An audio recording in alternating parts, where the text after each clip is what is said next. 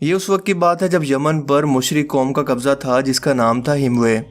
ان کا آخری بادشاہ تھا زن نواس، جس نے اس زمانے کے عیسائیوں پر بہت زیادہ ظلم کیے تھے۔ اس نے ایک لمبی خندق کھدوا کر ایک اللہ کی عبادت کرنے والے تقریباً 20,000 عیسائیوں کو اس آگ کے اندر زندہ دھکیل دیا، جس پر ہم پہلے ہی ایک ویڈیو کے اندر ڈیٹیل سے جان چکے ہیں، اور اس دردناک واقعے کا ذکر سورہ البروج کے اندر اصحاب الاخدود کے طور پر مکمل ڈیٹیل میں موجود ہے۔ لیکن اس ٹائم کے اندر یمن سے بچ کر 2 عیسائیوں نے کیسر یعنی کہ ملک شام کے بادشاہ کے دربار میں جا کر فریاد کی۔ کیسر نے حبشہ جو کہ یمن سے بہت زیادہ قریب تھا، اس کے عیسائی بادشاہ سے یمن پر حملہ کرنے کو کہا۔ اسی طرح سے اربات اور ابراہا 2 کمانڈروں کی قیادت کے اندر یمن پر حملہ کر کے پورے یمن کو قوم ہموے سے آزاد کروا لیا گیا۔ لیکن جب یہ علاقہ آزاد ہو گیا تو اس کی حکمرانی کس کے پاس ہوگی، یہ طے کرنے کے لیے ابراہا اور اربات یعنی کہ یہ دونوں کمانڈر جنہوں نے اس علاقے کو فتح کیا تھا، ان دونوں کے درمیان اقتدار کو حاصل کرنے کے لیے آپس میں جنگ ہو گئی۔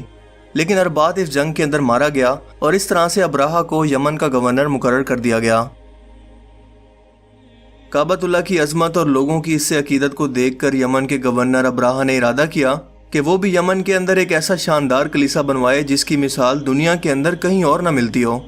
اور اس کا مقصد یہ بھی تھا کہ یمن کے عرب لوگ جو کہ حج کرنے کے لیے ہر سال مکہ مکرمہ جاتے تھے اور بیت اللہ کا طواف کرتے ہیں، یہ لوگ اس کلیسا کی عظمت اور شوکت سے متاثر ہو کر کعبۃ اللہ میں جانے کی بجائے اس کلیسا کے اندر جانے لگے ہیں۔ اسی خیال پر اس نے ایک ایسا بہت بڑا عالی شان کلیسا اتنا اونچا تعمیر کیا کہ اس کی اونچائی پر نیچے کھڑا ہوا آدمی نظر نہیں ڈال سکتا تھا، اور اس کلیسا کو اس نے سونے، چاندی اور جواہرات سے سجایا اور پوری مملکت میں اعلان کرایا کہ اب یمن سے کوئی بھی شخص کعبہ کے حج کے لیے نہیں جائے گا بلکہ اس کلیسا کے اندر عبادت کرے۔ عرب کے اندر اگرچہ ایک بت پرستی غالب آ چکی تھی، لیکن دین ابراہیم اور کعبہ کی عظمت اور محبت ان کے دلوں کے اندر اب تک موجود تھی۔ اسی لیے عرب کے اندر موجود عدنان، قحطان اور قریش کے باقی قبائل نے جب اس خبر کو سنا تو ان کے دل کے اندر کافی غم و غصے کی لہر دوڑ گئی، یہاں تک کہ ان میں سے کسی ایک شخص نے رات کے وقت اس کلیسا کے اندر گھس کر اس کو گندگی سے ناپاک کر دیا۔ اور بعض روایت میں تو یہ بھی ہے کہ ان میں سے کسی ایک مسافر قبیلے کے لوگوں نے اس کلیسا کے قریب اپنی ضروریات کے لیے آگ جلائی، جو کہ غلطی سے کلیسا کے اندر بھی لگ گئی اور اس کو سخت نقصان پہنچا۔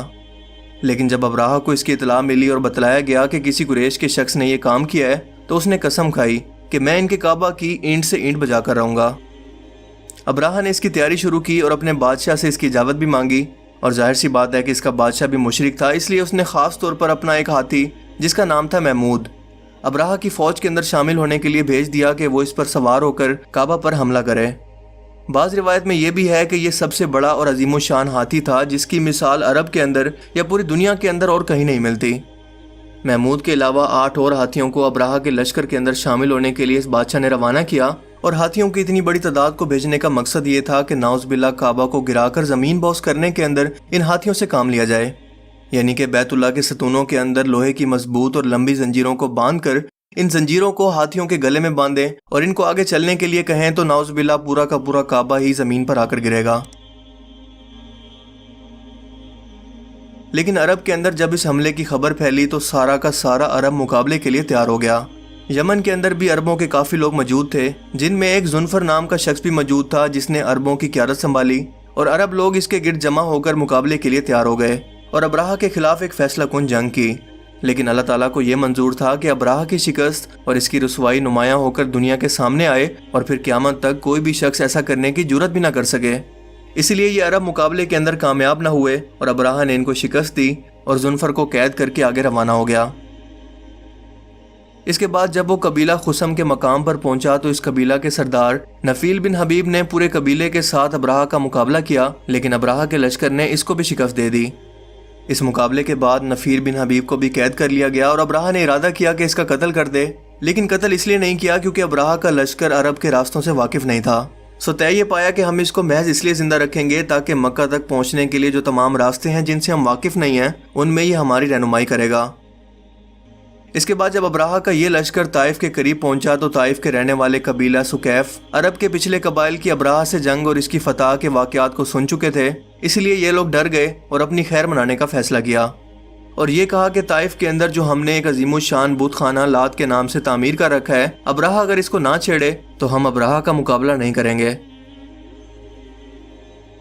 इन लोगों ने अब्राहा से मिलकर ये भी तय कर लिया कि हम तुम्हारी मदद और रहनुमाई के लिए अपना एक सरदार अबू रुगाल तुम्हारे साथ भेज देते हैं।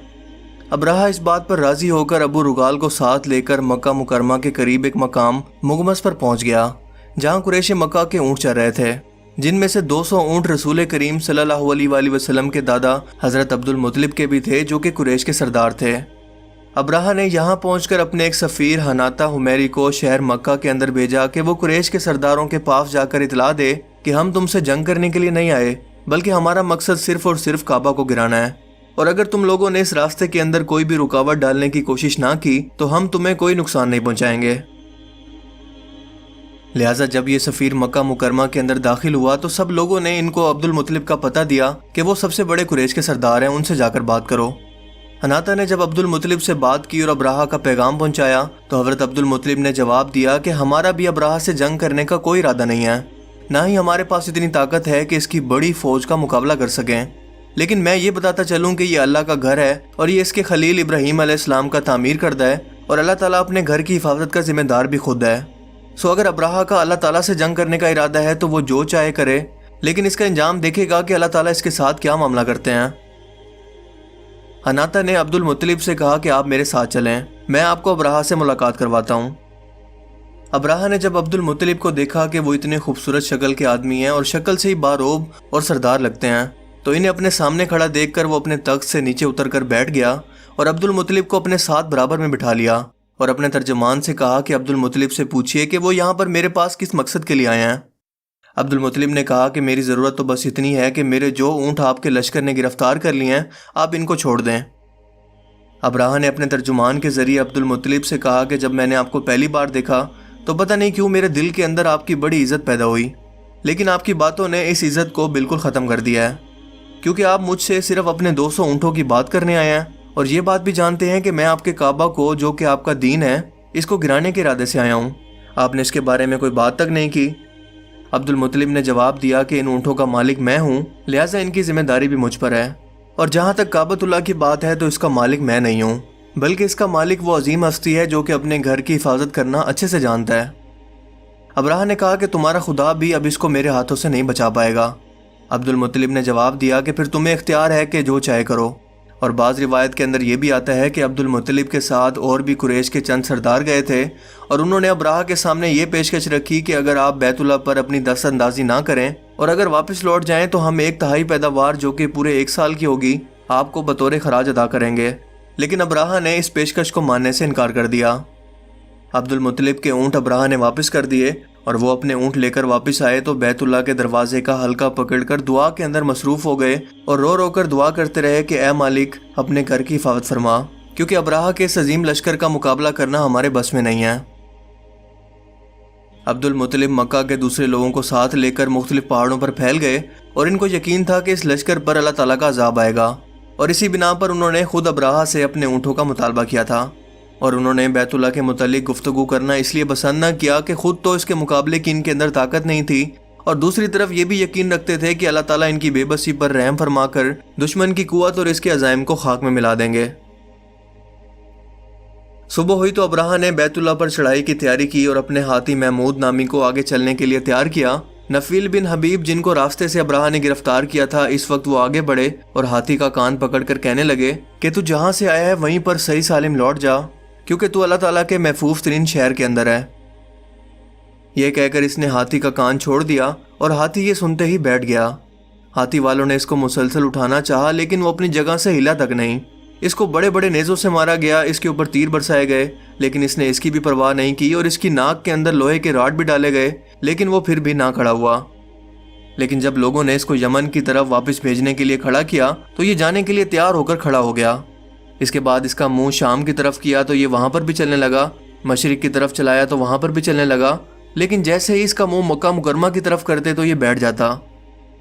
अल्लाह ताला की कुदरत का एक मौजज़ा तो यहाँ पर ज़ाहिर हुआ और दूसरा ज़ाहिर हुआ दरिया की तरफ से, जहाँ पर कुछ परिंदों की कतारें आती हुई दिखाई दी, जिनमें से हर एक परिंदे के साथ 3 कंकरियाँ चने या मसूर के बराबर के साइज़ की थीं, एक चूंच में और 2 पंजों में। ये परिंदे बहुत ही अजीब तरह के थे जो कि इससे पहले अरब के अंदर नहीं देखे गए। ये कबूतर से छोटे थे, इनके पंजे सुर्ख थे, हर पंजे के अंदर एक कंकर और एक चूंच के अंदर ये लेकर आगे बढ़ते रहे और फौरन ही अब्राहा के लश्कर के ऊपर छा गए और एक एक करके इस कंकर ने वो काम किया जो कि आज के हमारे मौजूदा दौर की बुलेट भी नहीं कर सकती, क्योंकि जिस भी फौजी के जिस्म पर ये पड़ते इसके जिस्म को काटते हुए ये ज़मीन में घुस जाते। और इस दर्दनाक अजाब को देखकर सब के सब हाथी भाग खड़े हुए। सिर्फ एक हाथी रह गया जो कि इन कंकरों से हलाक हुआ। और अब्राहा के लश्कर के सब आदमी इस मौके पर हलाक नहीं हुए बल्कि मुख्तलिफ अतराफ के अंदर भागने लगे। इन सब का ये हाल हुआ कि रास्ते में मर मर कर गिरते गए और अब्राहा को चूंकि सख्त सजा देना थी इसलिए वो हलाक नहीं हुआ, बल्कि इसके जिस्म के अंदर एक ऐसा जहर सरायत कर गया कि इसका एक एक जोड़ गल सड़कर गिरने लगा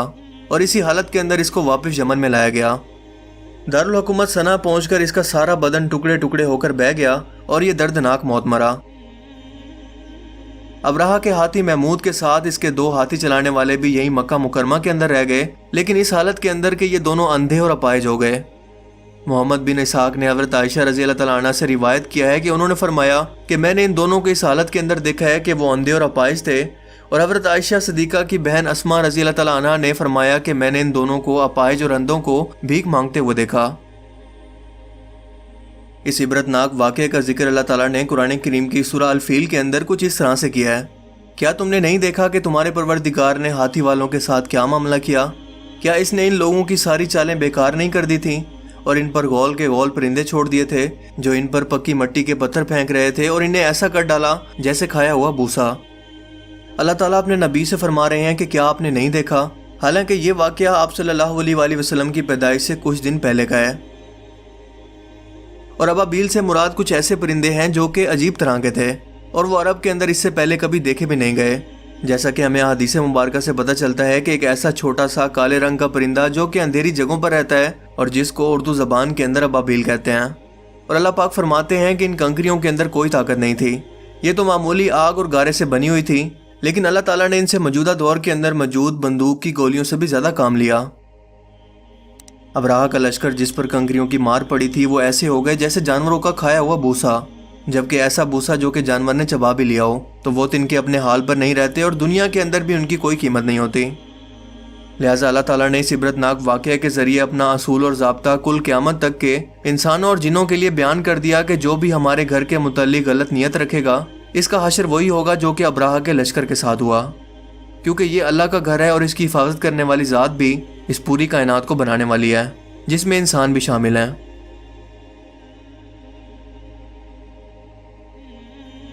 मुझे उम्मीद है कि आज की इस वीडियो से आपको बहुत कुछ नया जानने को मिला होगा और ये वीडियो आपको पसंद आया होगा। अगर ये वीडियो आपको अच्छा लगा तो इसे दोस्तों के साथ भी ज़रूर शेयर करें और अब मैं मिलूंगा आपसे एक नई इंटरेस्टिंग वीडियो में। तब तक के लिए अपना बहुत सा ख्याल रखिएगा। Thanks for watching this video. अल्लाह हाफिज़।